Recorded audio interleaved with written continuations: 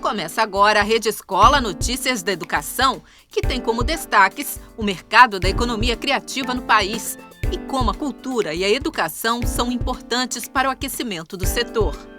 O balanço oficial do Exame Nacional do Ensino Médio e o que fazer a partir de agora. Sisu, ProUni, FIES e a possibilidade de estudar fora do Brasil com as notas do Enem. A Rede Escola estreia hoje uma série de 6 reportagens sobre o Anime Escola, o projeto educativo do Animamundi, que é o principal festival de cinema de animação do Brasil. É bastante gratificante ver assim, a reação deles. E eles, assim, muitos alunos já até confessaram pra gente de que gostaram muito e quero continuar, quero levar isso pra minha vida. Eu quero ser animador.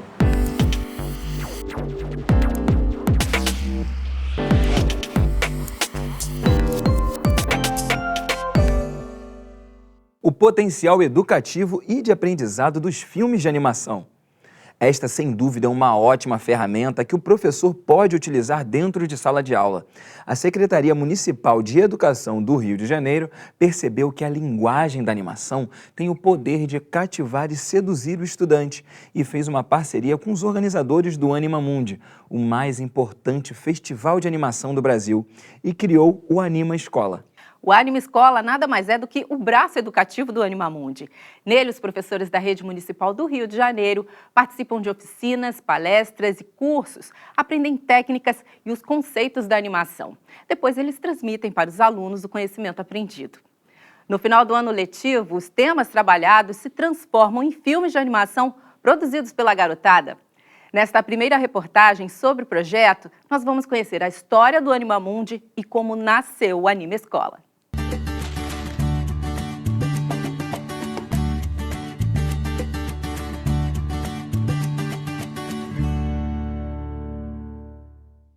Bom, se o Animamundi fosse um filme, é claro que seria um filme de animação. Ele começaria com 4 animadores que se encontram e que pensam fazer alguma coisa juntos e no final a gente vê um projeto de sucesso. E apesar de todas as dificuldades, ele se mantém aí um projeto cultural, sempre procurando levar a animação para todos os setores, né? Desde o primeiro filme eu queria muito compartilhar como se fazia um desenho animado, né? Tudo que eu ia aprendendo, eu ia compartilhando, em cursos, em apresentações, em escritos. Então, uma ideia que surgiu foi de fazer um festival internacional. Eu já havia participado de vários festivais, já tinha visto como é que isso era importante para a criatividade, né? E para o desenvolvimento mesmo artístico e até tecnológico dos artistas, de encontrar as novidades, de fazer conexões. A gente, então, criou esse festival Animamundi. O Animamundi foi criado em 1993 com o objetivo de fortalecer o mercado da animação no Brasil. Dele surgiu o projeto Anima Escola, que há 16 anos já percorreu mais de 500 escolas públicas de todo o país e formou cerca de 2.000 professores em animação. O Anima Escola surgiu, né, pelos diretores do Animamundi com a intenção de fazer com que a linguagem da animação fosse uma didática a mais para os professores nas escolas. E eu acredito que o Anima Escola é bastante enriquecedor para o aprendizado do aluno, né, porque traz disciplina, traz dinâmica de grupo. Repara que o nome do festival é Animamundi, que é uma expressão latina, a alma do mundo, né? Então a gente fala anima. Já o Anima Escola, a gente fala Anima Escola, porque o anima, a alma, a gente está estimulando a escola a abrir a alma, né? A se tornar um espaço lúdico, um espaço de criação livre, né? E que, apesar de ser livre de conteúdos, na verdade, ele agrega todos os conteúdos que existem na escola. Ele é possível de dialogar com tudo que está sendo conversado, trabalhado com os alunos. Você faz uma síntese quando você cria um filme de animação. Projeto Anima Escola na oficina de massinhas. Filme Socorro Costuelo. Para mim foi uma experiência muito boa que eu pude conhecer tanto o projeto como fazer um filme. Eu acho que quem trabalha com isso trabalha realmente com o coração, porque é uma coisa e com muita paciência, porque é uma coisa muito detalhes muito pequenos que muda muito. Trabalha a criatividade, a imaginação, né, a capacidade do aluno conseguir elaborar um roteiro, uma sequência, com início, meio, fim, né, trabalhar ali um conflito dramático, a resolução da história.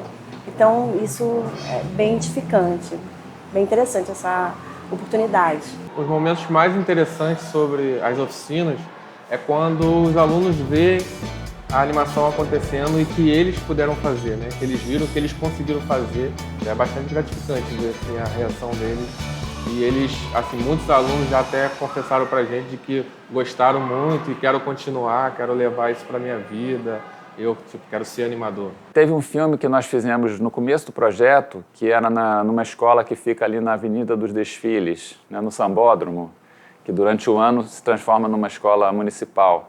Então, os alunos já estavam fazendo uma exposição sobre o rio Papacouves, que era o rio que estava embaixo da Marquês de Sapucaí, que foi aterrado, foi encanado, né, para construir a passarela. E, então, eles já tinham esse tema. A gente chegou lá para fazer um filme, surgiu a ideia de criar um samba-enredo com essa história. E a gente animou imagens mostrando os alunos, mostrando as imagens. Então ficou assim um desfile de carnaval em animação.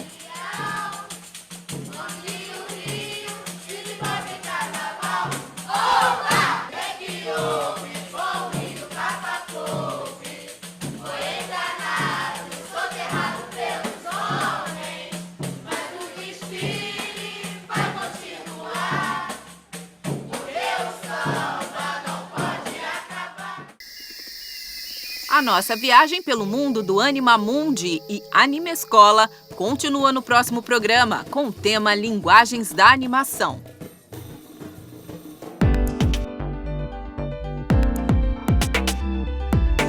As eleições de outubro no Brasil foram marcadas pelo fenômeno de disseminação de notícias falsas, em escala nunca antes vista.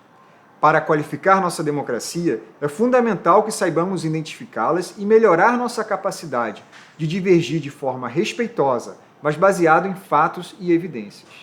A escola tem um papel essencial nisso.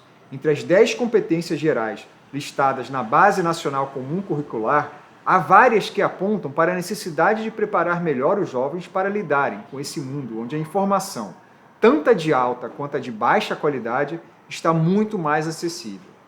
A base fala, por exemplo, na necessidade de compreender, utilizar e criar tecnologias digitais de forma crítica e ética. Aponta para a importância de saber argumentar com base em fatos, dados e informações confiáveis. E deixa explícito também que é necessário exercitar a empatia, a resolução de conflitos pelo diálogo e a cooperação. Para um Brasil que acabou de sair de uma eleição onde laços de amizade familiares foram desfeitos tantas vezes pela incapacidade de divergir de forma respeitosa e qualificada, trabalhar nas escolas essas competências será essencial para melhorar a qualidade de nossa democracia no futuro. Agora é hora de falar do Enem aqui na Rede Escola. A nossa equipe em Brasília vai contar tudo o que aconteceu nesta edição de 20 anos do Exame Nacional do Ensino Médio.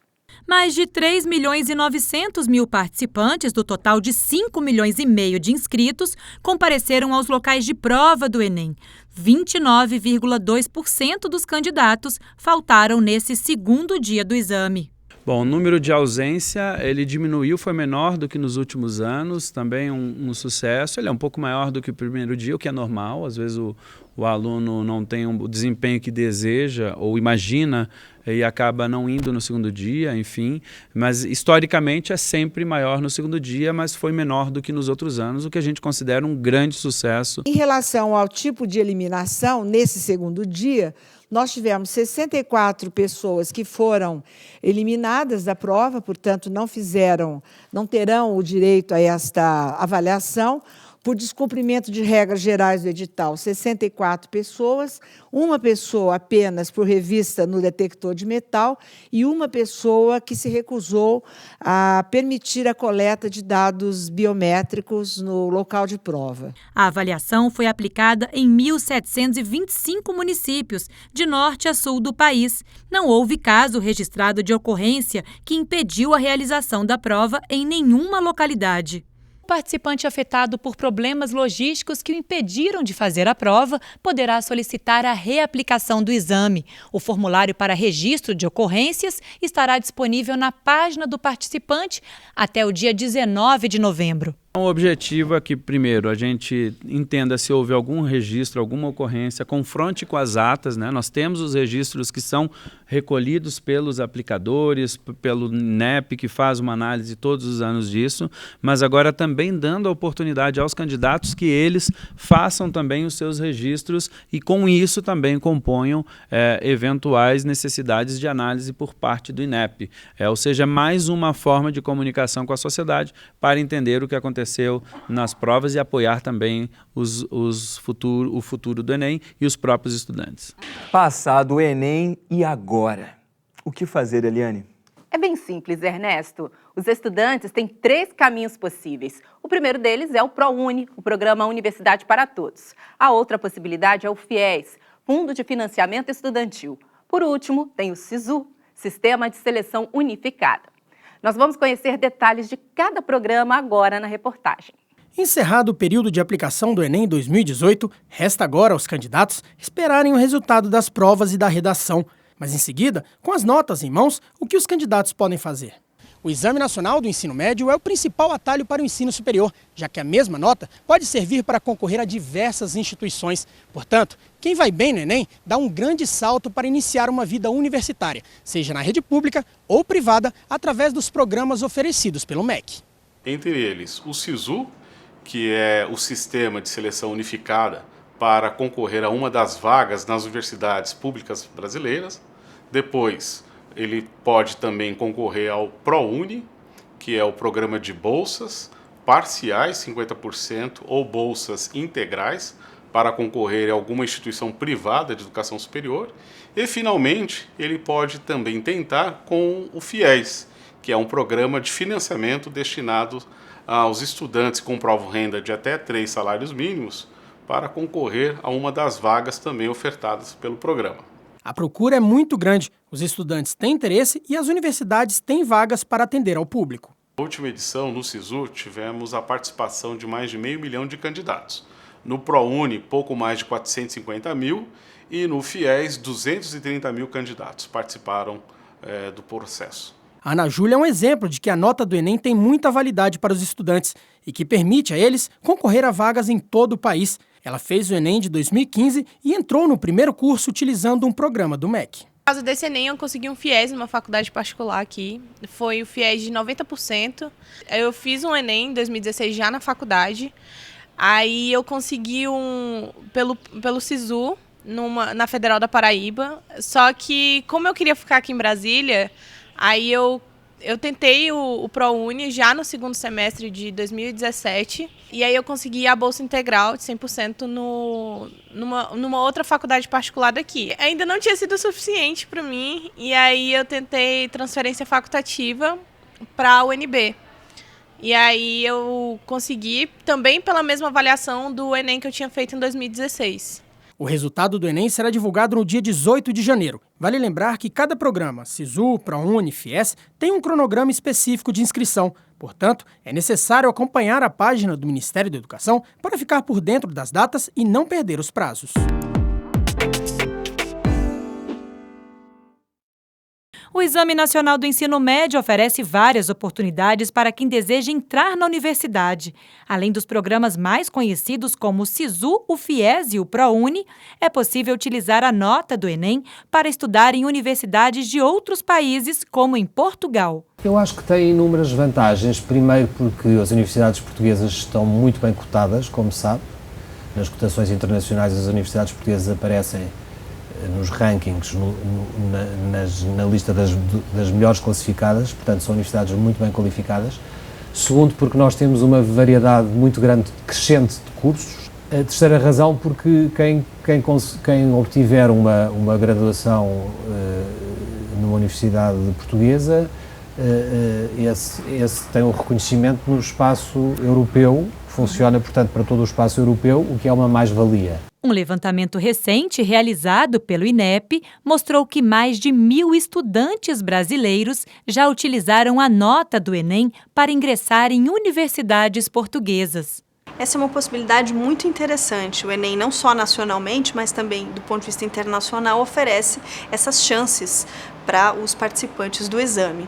Em Portugal, especialmente, nós temos acordo de cooperação com mais de 30 universidades e institutos politécnicos que, por meio da nota do exame, recebem estudantes brasileiros. Os interessados precisam verificar os critérios de seleção em cada instituição de ensino superior. Mas é importante destacar que o acordo de cooperação diz respeito à oferta das notas, ou seja, o participante se candidata a uma dessas instituições e cada uma tem os seus critérios de aceitação, de bolsa e de permanência. O INEP simplesmente confirma para essa instituição a nota que o participante teve no exame. Para saber quais instituições aceitam o resultado do exame, acesse inep.gov.br. A economia criativa pode ser entendida como um conjunto de negócios baseados no capital cultural que gera valor econômico. A indústria criativa brasileira apresenta uma tendência de crescimento acima da média mundial. As atividades que mais crescem no país são os serviços ligados à internet, como jogos eletrônicos e produtos audiovisuais sob demanda e publicidade online. Hoje, no Brasil, 850 mil pessoas trabalham nesse setor. Dados do BNDES, o Banco Nacional de Desenvolvimento Econômico e Social, indicam que só em 2015 o setor cultural movimentou 155 bilhões de reais no país. A economia criativa brasileira teve crescimento de 70% nos últimos 10 anos, segundo dados do Ministério da Cultura. Por meio do primeiro mercado das indústrias criativas do Brasil, o MIC-BR 2018, damos um passo importante na internacionalização desse setor diante de países que fazem parte da OEI, a Organização dos Estados Ibero-Americanos. La cultura es importante porque nuestra historia es nuestra identidad, somos nosotros mismos en ese sentido, es nuestra región, nuestra comunidad de naciones, pero además es un fuerte elemento de empleo y de economía. Se nós não apostarmos na economia criativa como um dos eixos do processo de desenvolvimento do país, estaremos desperdiçando um conjunto significativo de ativos que nós temos. Quer dizer, nós estamos muito longe ainda de realizar todo o potencial existente nessa área e só com o que já foi feito, só com o que temos hoje, nós já temos um setor que está entre os 10 maiores da economia brasileira, né? Também tem uma função de profissionalização. Durante muito tempo, a cultura e o mundo dos negócios, o mundo econômico, o mundo do dinheiro, se viram com suspeita um dos outros. E agora nós sabemos que a economia criativa aporta a economia do país, dos nossos países, em postos de trabalho, uma participação no meu país. A economia criativa temos 2,6% da atividade econômica. Isso é mais que a energia, por exemplo. A gente vê nesse ambiente um ambiente muito profícuo para estreitar os laços entre os países na região e, ao mesmo tempo, contribuir para o desenvolvimento de uma indústria criativa integrada e que possa auxiliar dentro dos países o desenvolvimento desse setor, que já é representativo, mas que ainda tem um potencial latente ainda muito maior, ou seja, pode se desenvolver muito e pode crescer ainda muito mais, gerando oportunidade, postos de trabalho. Outro destaque das discussões foi a Carta Cultural Ibero-Americana, aprovada pelos governos dos países pertencentes à OEI em 2006, que desde então se consolida como uma referência histórica em respeito à diversidade cultural. Y la Carta regula los derechos culturales que tienen que ver con el derecho, digamos, a la movilidad, a la distribución, al acceso, a la creación, a la protección jurídica. Tiene que ver con todos estos factores que son aquellos que sustentan, desde el punto de vista de derecho político sustentan lo que antes hablaba yo de lo que es el mundo de la cultura. Ela serve, no fundo, como uma base que os profissionais devem ter em conta quando estão a pensar nesta questão da cooperação no espaço ibero-americano, porque de alguma forma, nos baliza, nos apresenta indicadores, nos apresenta orientações que fazem com que nós consigamos desenvolver o nosso trabalho de forma muito mais sustentada. A gente tem muito pouco conhecimento da possibilidade que a OEI pode ter na nossa vida cultural e nessa relação entre a educação e a cultura, que eu acho que não tem jeito. Elas são abraçadas e elas precisam ser. Há quase uma relação umbilical entre educação e cultura, em que as duas se alimentam, em que as duas concorrem para a construção integral do indivíduo, e ao construirmos um indivíduo de forma mais completa, estamos a melhorar obrigatoriamente a sociedade. Em novembro do ano passado, foi lançado no Palácio do Planalto o Programa de Inovação Educação Conectada, que está levando internet de alta velocidade às escolas públicas do país. Um ano depois, o MEC e a Universidade Federal do Ceará realizaram aqui em Fortaleza o 3º Seminário Nacional de Educação Conectada. Durante 2 dias, os participantes puderam aprofundar as discussões acerca da adesão dos municípios e implementação do programa. Então, é muito importante a gente ter esse momento junto, que é o momento que a gente discute todo o processo que é planejado em Brasília e executado nos estados. Temos aqui aproximadamente 150 articuladores, representantes dos estados e de municípios, e temos vários outros parceiros que trabalham com a gente. Foram várias atividades e apresentações que mostraram as conquistas do programa neste primeiro ano de implementação. Nesse 1 ano de programa a gente já teve várias conquistas, né? Entre elas o processo de adesão, com mais de 5.179 municípios que já fizeram adesão ao programa. A gente tem mais de 15 mil escolas que já receberam um recurso para ação de conectividade. Então, o apoio do Ministério da Educação para conectar as escolas. Então, assim, as conquistas são gigantescas. As trocas de experiências e a disseminação de boas práticas na implementação do programa ajudam no processo em todo o país. A Aparecida de Goiânia, por exemplo, chegará este ano a 100% das escolas públicas com recurso da educação conectada. Uma conquista tão grande e rápida que fez com que a secretária de Educação do município fosse até o seminário para mostrar como está sendo o processo por lá. A partir dessa ideia construída do MEC, da educação conectada, nos despertou a visão da aprendizagem para os nossos alunos, também para as novas tecnologias, né? E com isso, tanto aqui no seminário, nós estamos tendo a chance de ver várias experiências interessantes e que certamente nós levaremos para o nosso município, como também estamos tendo a oportunidade de mostrar como é que nós estamos fazendo. O 3º Seminário Nacional Educação Conectada fez parte das atividades do Congresso Brasileiro de Informática na Educação, onde, na abertura, o ministro Roseli Soares ressaltou a importância do programa para a educação básica brasileira e dos articuladores estaduais no processo da implementação. A gente encerra a edição de hoje da Rede Escola, que teve como destaques os próximos passos do Enem e a primeira reportagem de uma série sobre o potencial educativo da animação. E você pode ver a Rede Escola na programação da TV Escola e no site tvescola.org.br. E se você vive no Rio de Janeiro, Grande Rio ou em Niterói, não perca a nossa revista na Multirio, canal 26 da NET, toda terça-feira às 8 horas da noite. Um grande abraço e até a próxima. Beijo, tchau!